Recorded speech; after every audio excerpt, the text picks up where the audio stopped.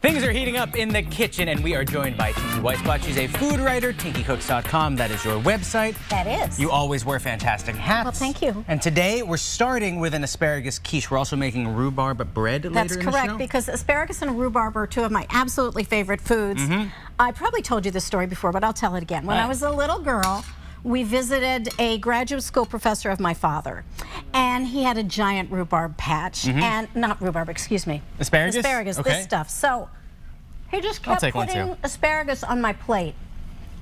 I think he thought I was going to turn green and explode, because he had never seen a little girl who ate so much asparagus, but I just kept eating it and got happier and happier and never turned green. It's because it's so delicious. It's so good, especially at this time of year when it's so fresh. So I think a lot of people run out of ways to cook it up, so here we have one that might be new to a lot of people. And it's easy, and I have to say also that I have so far this spring made this recipe for people with dandelion greens and spinach. Really? So it's very versatile. So you can really put the vegetable of your choice in it. Substitute green vegetable, whatever you got at home. Yeah, but this is so good. Yeah. So first thing we've done is we have lined a pie pan Okay, we have that right here. a crust and some blue cheese. I like the bottom already. It's a blue cheese crust. Bottom. Now, if people are following along with me this week on the ketosis diet, they can pretty much eat everything except for the crust, but we made a frittata before. You can just go frittata. It's just like a frittata, but I think a quiche is a little bit richer, so if you don't eat the crust, you're going to be very happy. Everything in moderation. So we have here some caramelized red onions. I just stuck a little salt on them. Okay. Would you like to put them on top of the...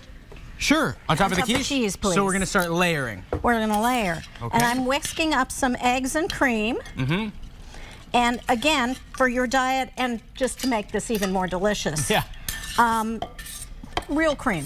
Whole cream. That's the thing they say about this ketosis diet. If you're going to go with dairy, try to err on the side of full fats, you know. So we're fully fatting here. And we have our beautiful farm fresh eggs. Which are so pungently orange. They're those very, yolks. very colorful. I just love it. Okay, so next, let me do this. I have been just briefly sauteing a little bit of garlic, not to get it burned, but to get it soft. Golden brown you're going for. And then I'm taking my asparagus pieces, which I did...